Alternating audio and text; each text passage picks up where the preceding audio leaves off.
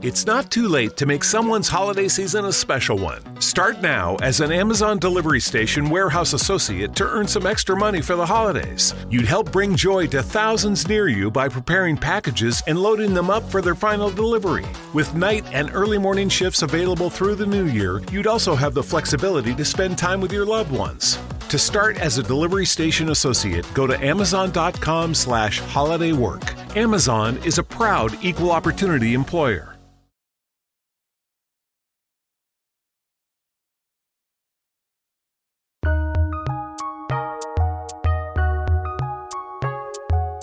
Welcome to the Fantasy NBA Today podcast.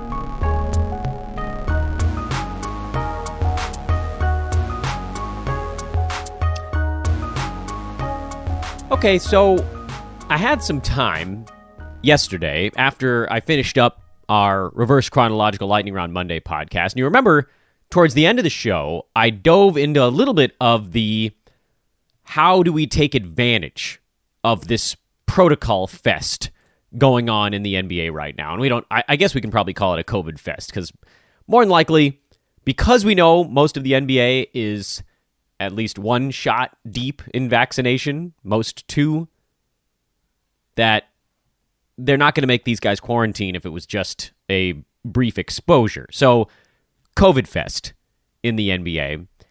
And I mentioned how maximizing your games played is more important now than ever.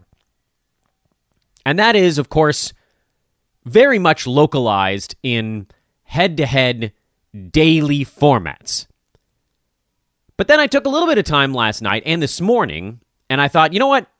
That statement doesn't cover everything we need it to. Because there are many of us that are in Roto Games Capped formats that are now in severe jeopardy of falling way behind the game's cap. And if your first thought there is, well, everybody is, you're probably right. With the exception, of course, of teams that, had a massive running start that were like way out in front of the game's cap going into this wild COVID fest. They now will kind of drop back to, probably more on target with everything that's going on.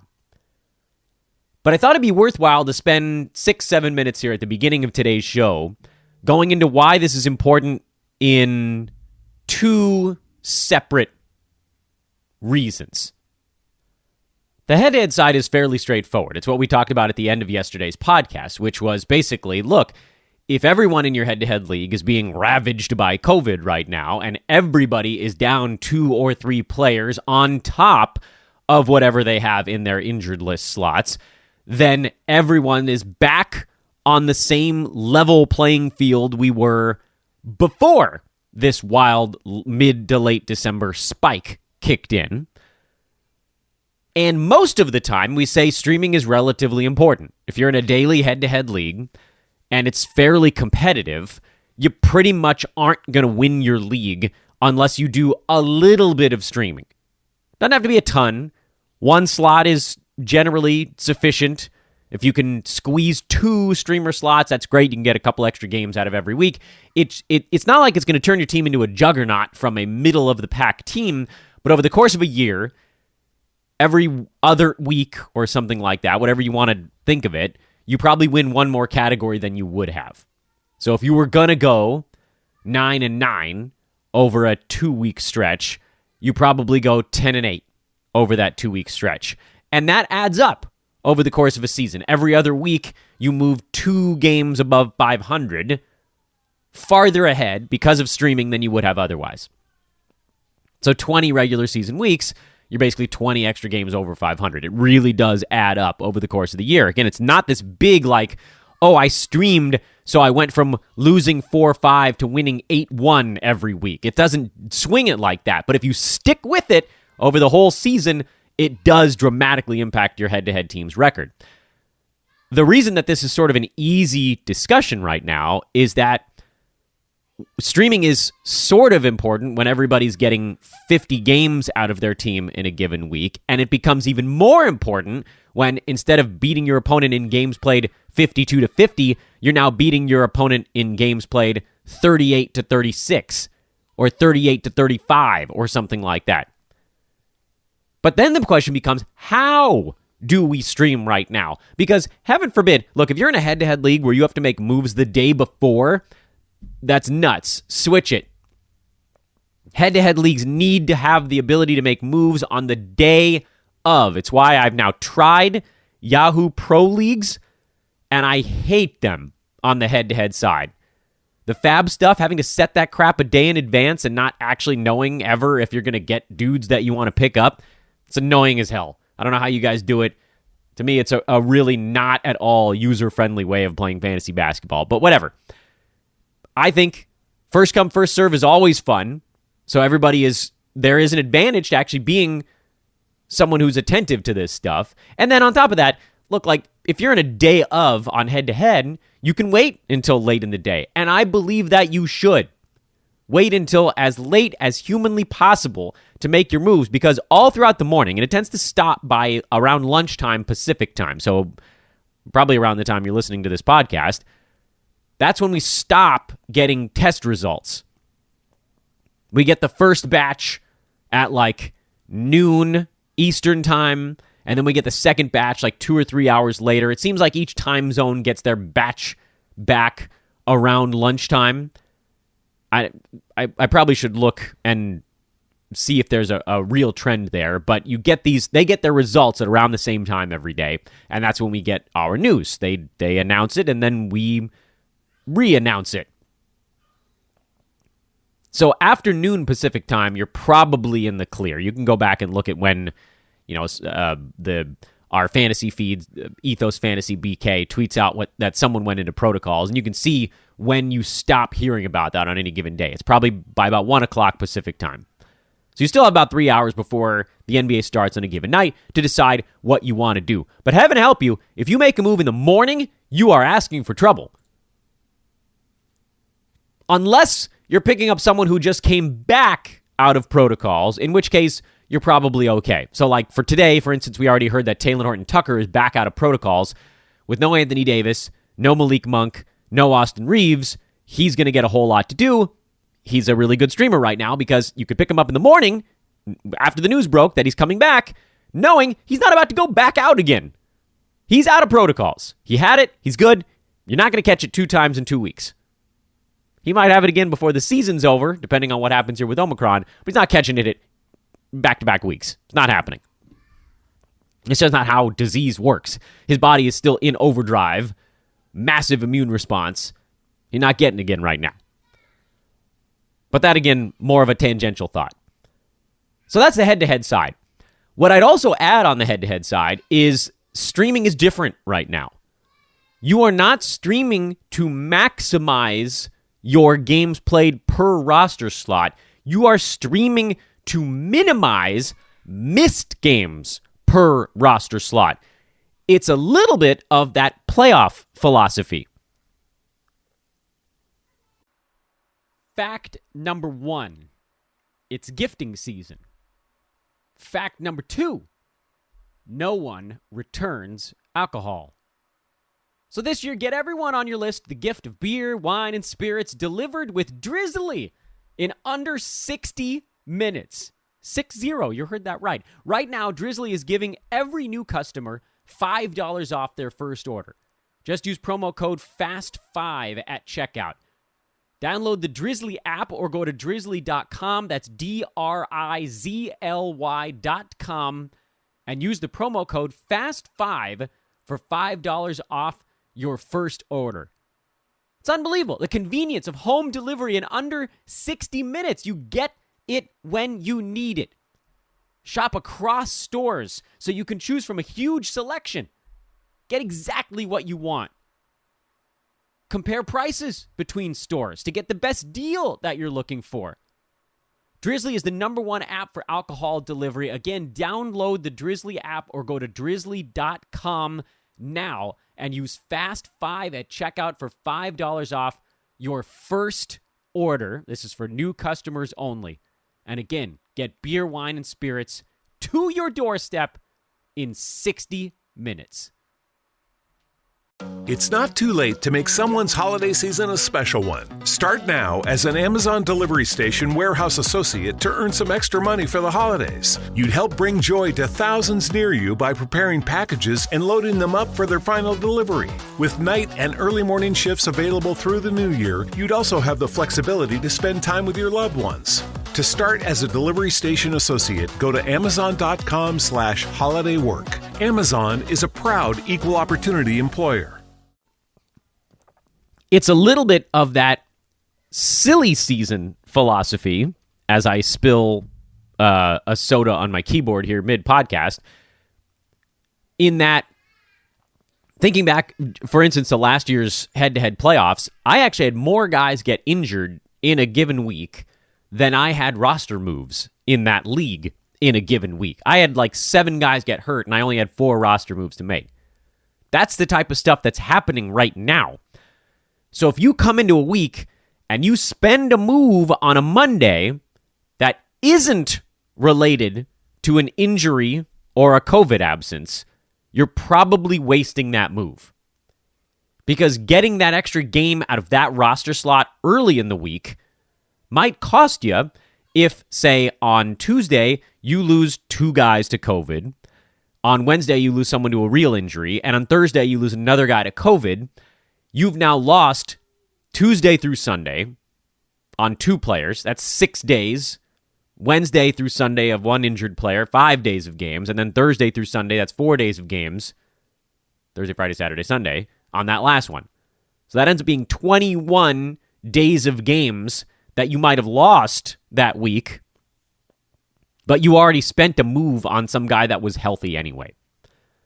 I'll give you an example of this.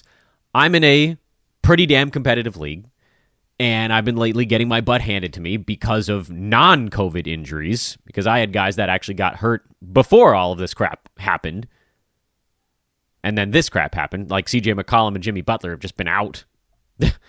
That's laying waste to a number of my teams. I don't want to talk about 30 deep right now. I have more players hurt on my 30 deep team than I do healthy. You know what you do in that instance? You play zeros. Because there just aren't even guys on the waiver wire that are playing actual NBA minutes. You can pick up someone who gets like 4 minutes a game. That's how you do it. You're doomed. If you have more than 2 guys hurt in 30 deep, you're just dead. Anyway, not your problem.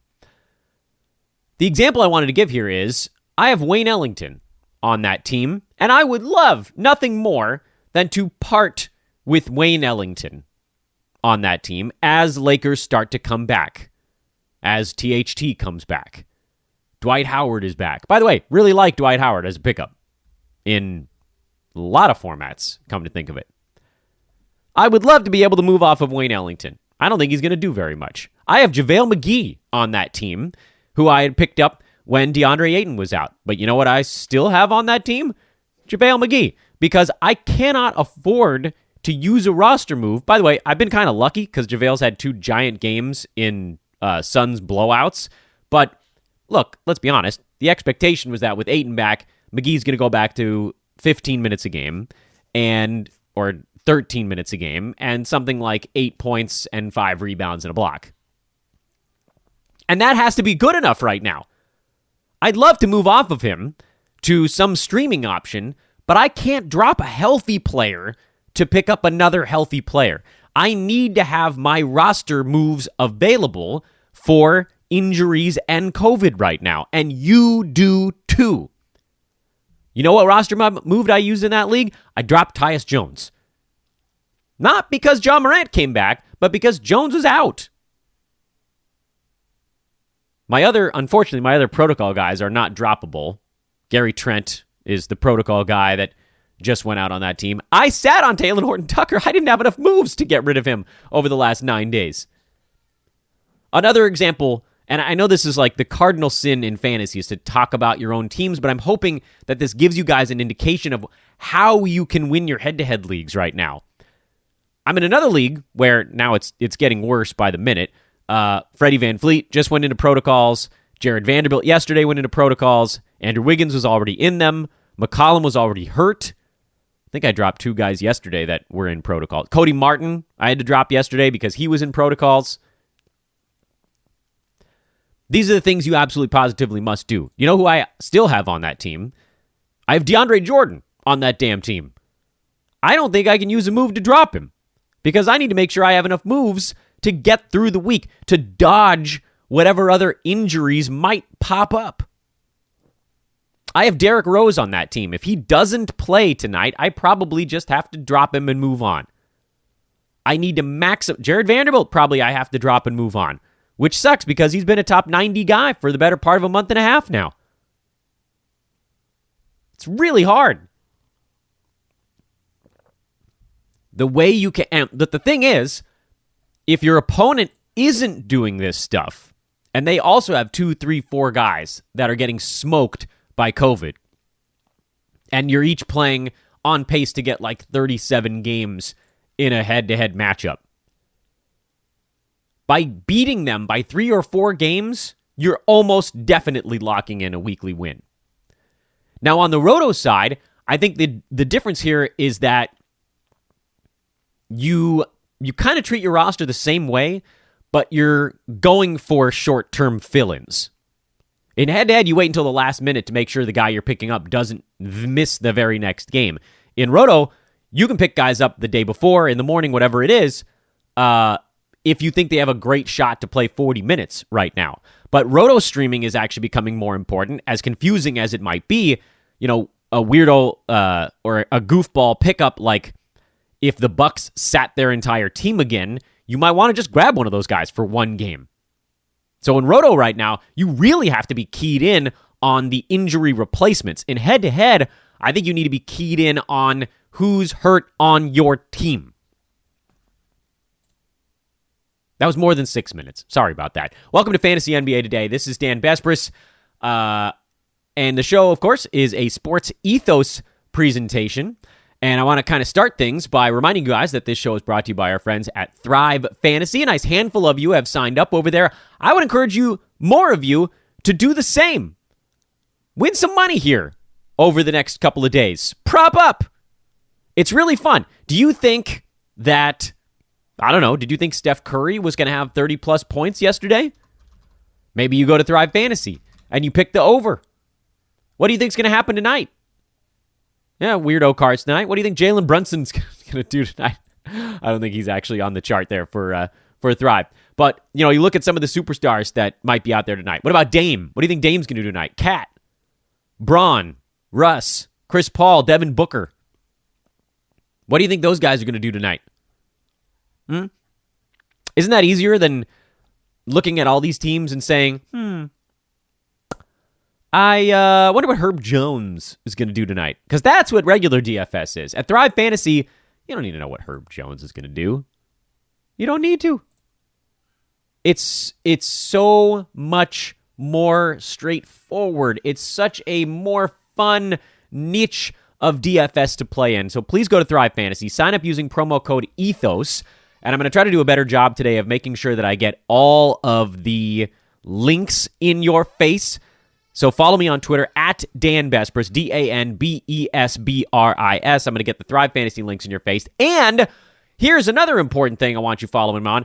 MyBookie, one of our buddies here, one of our partners for a year and a half now, is starting a wild Christmas week series of bonuses.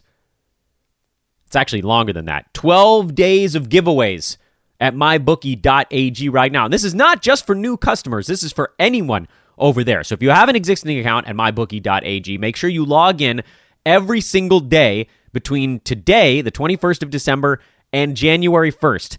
Log in every single day, and when you log in, a pop-up will appear on your screen gifting you a prize.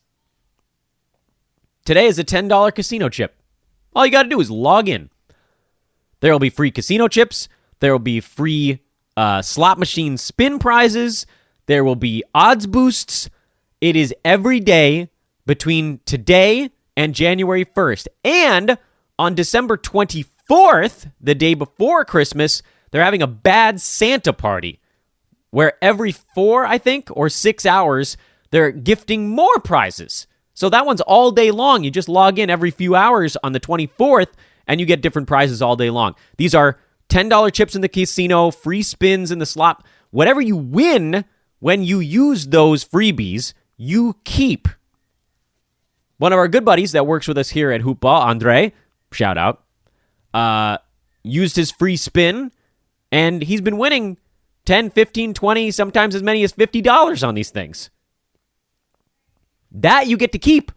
There's no rollover on what you win. You use the free spins, you use the odds boost, you use the free chips in the casino, and you keep the money. Look, I'll admit to you guys, I don't know how much we're going to make on all this, but we're talking about between today and January 1st, plus a bunch of stuff on the 24th. My guess is that none of us walks away with less than $50 in regular cash, and all you got to do is log in, claim the freebie, and use it. If you don't have a MyBookie account, I don't know what the hell you've been doing all this time. We all won like almost $400 over the Thanksgiving promos. I bought myself a $400 item here. I am not messing with you guys. I don't know if you guys keep thinking that there's like a weird catch on this stuff. I won almost $400, and I just took it out in Bitcoin, threw that Bitcoin back into my wallet, and bought a thing for $400. It took like 3 days for the whole process. So please join me as we take all kinds of free money from mybookie.ag. If you need to set up an account, do it using promo code HOOPBALL. Yes, it's the old name. And again, over at Thrive Fantasy, the promo code is ETHOS. They've got the new name. All right, let's pivot now to a relatively brief Monday recap. This is how things have been going right now. Between postponements and other stuff, things getting very, very weird. Philly beat Boston 108-103. The Sixers without their first and second options at point guard. Tyrese Maxey out, Shake Milton out. So they went big, and it didn't work for a while. They ended up overcoming the Celtics right at the very end of this ball game. Matisse Thybulle, Danny Green, both starting, both getting full starters minutes.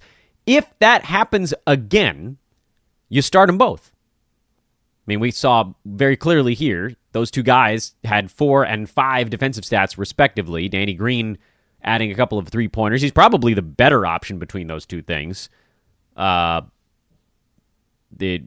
because Thybulle almost doesn't take any shots. But yeah, you start them both. Start the starters effectively with Philly right now. And on the Boston side, the Time Lord was a late scratch due to personal reasons. If that continues, then you can obviously start Enes Kanter Freedom. I don't think I would use a head-to-head move on him because I do believe there's a chance that the Time Lord is back quickly. But in Roto, it actually makes a lot of sense. Pick up Freedom, Kanter. I don't know what are we going with here. Doesn't matter. And if he gets the start, you start him. Simple enough. Dennis Schroeder is trouble. He's not been very good when Jaylen Brown, Jason Tatum, and Marcus Smart are all in the lineup for the Celtics. One of those guys is out. Schroeder tends to be the guy to step up. His fantasy game is actually not that great in general. He needs a whole bunch of usage to get there, and I don't think he's going to get there when the rest of the backcourt and wings are healthy, really when the other usage guys are healthy. But it's hard to drop him, so I understand that. I think points leagues you hang on. 9-cat, you can give it a little bit longer, but I'm not super bullish on Schroeder just as a fantasy option anyway.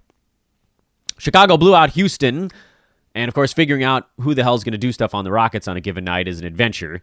Garrison Matthews has generally been a very good stream lately. Jayshawn Tate missed a couple of free throws. That's the thing that's always going to weigh him down. I finally swallowed that vomitous nugget down and told you guys that Eric Gordon is probably streamable. He probably remains streamable. This wasn't a particularly good or bad ball game for him, but he's been doing enough lately. And then, do I trust Armani Brooks? I don't. Do I trust KJ Martin? I don't. Meh. Chicago got a big one out of Lonzo Ball. Alex Caruso went down with a sprained foot, so his return to health didn't last particularly long. We'll see what they're doing here. Javante Green is back. He's starting, and he'll probably get a little bit more to do, but I don't think it's going to be enough. And then Kobe White, who came off the bench for 24 points, I don't know that continues. And Zach LaVine figures to be back relatively soon. Next week, at the very least. I don't think I trust Kobe White in almost any format, at least because we just don't know when guys are magically going to reappear. We have an idea. I mean, you can pretty much assume someone's going to miss a week, but then beyond that, it's like, well, is it going to be a day more, a week more, 2 weeks longer? They re-signed Alfonso McKinney to a second 10-day contract. He had a big game here. I mean, certainly if you're looking for a weird head-to-head streamer with Levine out and now Caruso going back down, it's probably Kobe White, but I think I'd rather just leave that alone. Thunder got their revenge on the Grizzlies after losing by, 150 points the last time these two teams played one another. And it wasn't as though the Thunder were amazing. The Grizzlies were just bad. John Morant came back, and he actually played okay, but there did seem to be a bit of a disruption. And that, by the way, is not to put any blame on Morant. That's just what happens when a key, or particularly the main guy, comes back on a team, is there's a readjustment period. So everything will be fine there. Desmond Bane's still rolling along. Morant will be fine. JJJ will be fine. Dylan Brooks will be likely fine. He took 23 shots in this game, so if that doesn't tell you he's still one of the main pieces. The guy we were pretty much always watching is DeAnthony Melton, who did still get 21 minutes, but shot just 1 for 8. 4 points, 4 boards, 5 assists, a steal, and a block. He always gets the boards, the assists, the steals, the blocks. That's the reason we love him so much, is that he can do all of these things. The problem that I continue to see here is that Melton, first of all, his minutes back down at 21, which is down 2 or 3 from when Ja was out. But then on the other side, Tyus Jones was out, the guy who tends to play the backup point guard minutes. They were able to go to Melton at that backup point guard spot, and that kept his minutes a little bit higher in this game than they might have otherwise been. I'm holding him. Don't get me wrong. I'm holding on to Melton until something forces me not to. I'm just worried. And I think, logically, it's quite reasonable to be worried, because the last time this team was healthy and had Bane, Brooks, Ja, and Jones all good to go, Melton was playing 17 minutes. And if he slips back 4 more minutes here, then we're in trouble. But for now, hold on, because we don't know how long Tyus Jones is going to miss. Might be a game, might be a week, might be longer. Charlotte trying to settle back in a little bit. Gordon Hayward hurt his back. He missed this game with a back injury. It was not protocols. Cody Martin is the guy that's in protocols for Charlotte right now. I'm not picking up Jalen McDaniels unless we find out that Hayward's going to miss a whole bunch of time, and then I might reassess that situation. In the meantime, what we thought might happen at the center position has happened, which is that's slipped back into a timeshare. So neither Mason Plumlee nor PJ Washington looks like a guy that we can use in games cap formats for the foreseeable future. You can use both in head-to-head because, again, don't drop somebody if they're healthy. If they're bad, you kind of just have to ride it out right now. Good to see Terry Rozier getting back to pre-COVID. I mean, I think he's getting his wind back. Miles Bridges, LaMelo Ball. You're probably rolling those 3 guys. Kelly Oubre's usage way down with those 3 guys back in the mix. I think you hold Oubre a little bit longer. Again, not dropping guys that are healthy right now. But even on the Roto side, you probably hold him just a little bit longer to see how his role equilibrates here. And he did start with Hayward gone. And he figures to get just more minutes with Martin out. And so for Roto, I think you can buy him a little bit more time. I don't know what to say about Rudy Gobert other than, oh man. Oh, Rudy. I know that going into the season, I sort of became the Rudy Gobert guy. Every hit I did on other people's podcasts, they were like, what are you doing in the second round? I'm like, I'm just taking Rudy Gobert. Because I'm tired of messing around in the second round. Everybody's trying to figure out who that stud is going to be. And the folks that went LaMelo Ball, winner. And the folks that went Michael Porter Jr., loser. And there were a lot of in-between type guys. I mean, we can go back and look at draft results and try to remember who went in the second round of drafts. And if you move past the first couple of picks, because those guys on the turn, they don't even really count as second rounders. Those are turn guys. So that was like AD, Bradley Beal, Vooch tended to go on the turn. Once you got past that, the real second round, at least the way I viewed it, was Freddie VanVleet, Bam, Rudy, Trae Young, Sabonis, Zach LaVine, LaMelo Ball, Michael Porter Jr., Donovan Mitchell. Sometimes DeAndre Ayton kind of slipped into that mix. But it was really those 10 guys that everybody was like, what do I do here in this second round? What do I do? And Devin Booker, by the way, also kind of flopped into that mix, but I think we all knew that just from an actual stat set standpoint, he had sort of no business going there. So that was when we pushed off the board quickly. But the rest of those guys all had semi-legitimate claims to going in the second round.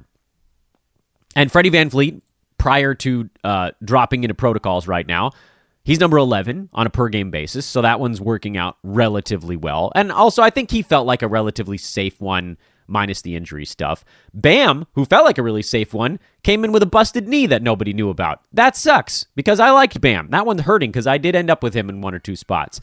But the guy that we just kept highlighting over and over again was Rudy Gobert, because he was pretty much always hanging around near the end of the second round.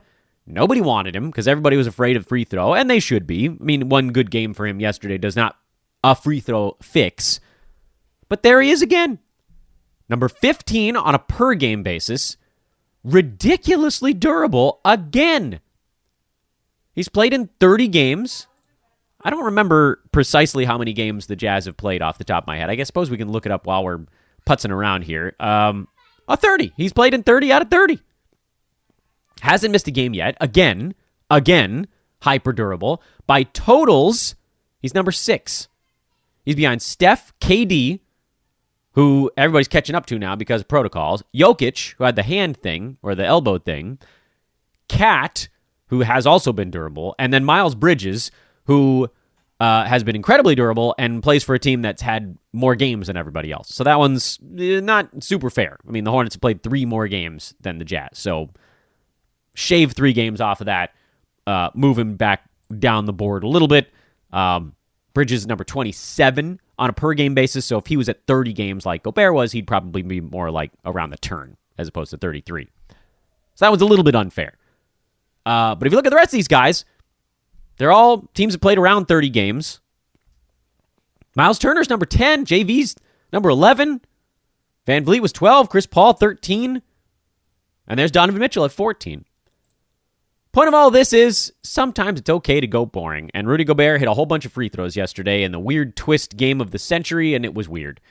Sacramento lost at Golden State. They were really hanging in there for a while in this game, and then Steph started to wake up, and Sacramento kind of ran out of gas. Draymond, triple-double. That's cool. I still don't really know why he's forgotten how to shoot free throws. He's still at 60% on the year, but otherwise he's been amazing. He's now at number 78, despite the disastrous free throw thing. But he's not the story in this game. Sacramento side is easy. We told you in yesterday's show, it's Halliburton, Hield, Metu, and Barnes until people start coming back. That's really simple, really straightforward. On the Warriors side, because they benched their whole team in their last ball game, we really didn't know who was going to play with Wiggins and Poole in protocols. Now we have a better idea. Jonathan Kuminga got the start and got hurt 6 minutes into the ball game, which opened up a whole bunch of playing time for the likes of Otto Porter Jr. and Andre Iguodala. Iguodala's probably not going to play more than 24 minutes. Offensively, he struggles. He has gotten better at the three-point line. But Damian Lee also got a start, relies very heavily on scoring. He shot 6 out of 8 in this ball game, so you can't expect that's going to happen every game. And then Otto Porter, who to me is, I waited on him here because he's probably the most interesting one. He played 30 minutes off the bench, 12 points, 5 boards, a steal, 4 blocks, and 2 3-pointers, and he's always had that really interesting across-the-board fantasy game. Am I picking him up in head-to-head? Probably not. I am generally afraid of what might happen with his body. He's brittle at this point of his career, but in Roto, I think you got to take a long, hard look at Porter because of what we know he can do when he gets 25-some-odd minutes. And finally, last one on the docket from last night. The Spurs blew out the Clippers, who got Paul George back. Apparently took a bunch of hits on his elbow, so he doesn't know if he's going to go in the next one. Let's hope that he's back, because you kind of saw the same thing happen with LA that you saw with Memphis. The main cog got reinserted back into the machine, and the machine was like, wait a minute, we figured out how to do this a little bit without this cog. Now we got to readjust back. Good news on the Ivica Zubac's front is that Isaiah Hartenstein is out, and so Zubac's minutes pop back up to 27.5, and he's locked into a very nice role as long as Isaiah is out. One thing I'd like to point you guys to, as opposed to trying to go through every single name on the list of COVID protocols and work through all of that with you daily on the podcast, I'd like to point you to our good friend of the show, and Hoopball assistant editor Adam King, who put together a comprehensive protocol list that's available for free at Sports Ethos until New Year's Day. So you have 11 days starting today. You can use this. It's going to be updated every morning when Adam wakes up, which, of course, he's in Australia, so that'll be a little bit later than you and I are waking up. But right now, for instance, if you go there, you can see every player that, as of last night, basically, when Adam went to sleep, every player that's in protocols and interesting streaming options that surface as a result of that. So I would say check it early afternoon. Like, it doesn't have the THT news in there yet because Adam is asleep right now. But when he updates that, you'll get to see every moving piece. It's something that we've all desperately needed because it's so easy to lose track of who the hell is actually available on these teams. And Lord knows we got another big chunk of players dropping into protocols today. Precious Achiuwa, Scotty Barnes just joined Freddie VanVleet for the Raptors, so their team's getting into the thick of it now, and it's going to keep going like that. So again, look, I'd love to go through like every name that dropped in and dropped out. The problem is, if I start to talk about who's in and who's out on a given day, you almost have to go through the entire league every day.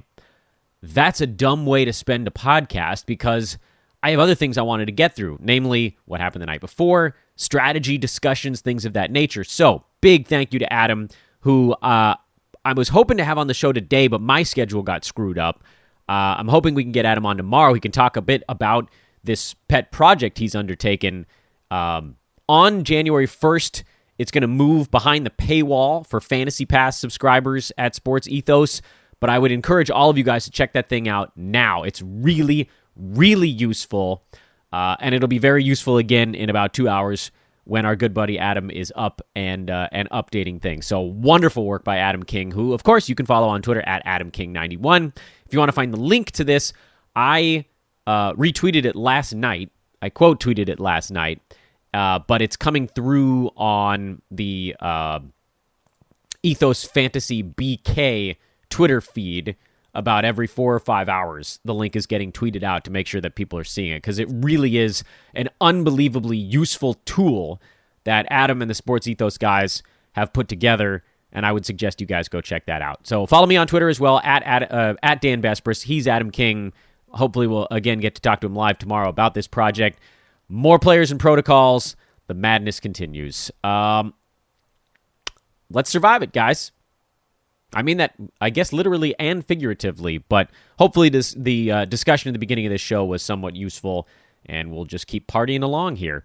By the way, other piece of news here, when you talk about the big ones that change, Clint Capella into protocols as well. So in addition to half of the Raptors, the Atlanta starting center, the Hawks starting center, is in, so Onyeka Okongwu figures to get a pretty good chunk of time. But again, we can do a lot of this stuff on Twitter, because this might change by the time you're listening to the podcast. Podcast, you have to try to make something that stays somewhat accurate for at least like 8 to 10 hours. It's not easy these days. Twitter, you can do stuff that stays accurate for 10 seconds, and then you can just fix it. But I can't go back and just fix this podcast. Once it's out there, it's out there. Hopefully you guys continue to enjoy. Please drop a 5-star review on the pod if you haven't already. And I don't want to say I'm begging you guys, but please do check out our buddies at Thrive Fantasy. They have an amazing product, and if you're not checking it out, you're leaving cash on the table. I've been screwing around with my bookie already today. There is a bit of a rollover I found out on my $10 casino chip, but I'm most of the way to cashing it in, and I think I'm up like 10 or 15 on the bonus dollar, so I might end up making $15 to $25 on today's freebie. Doesn't sound like a ton, but if I do that for 11 straight days, I'd love to make $200 between now and the new year playing slots where I don't have to put in my own money. Remember, the promo code at MyBookie is HoopBall, and the promo code at Thrive Fantasy is Ethos. get that link out to you guys. I'm Dan Vespers. This is Fantasy NBA Today. Have a great Tuesday, everybody. We'll talk at you tomorrow. So long.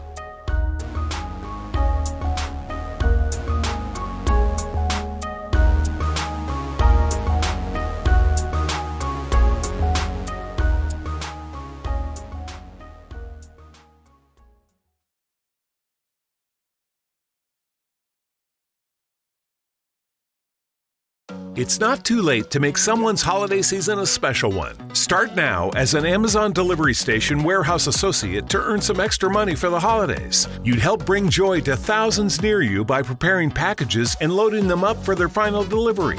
With night and early morning shifts available through the new year, you'd also have the flexibility to spend time with your loved ones.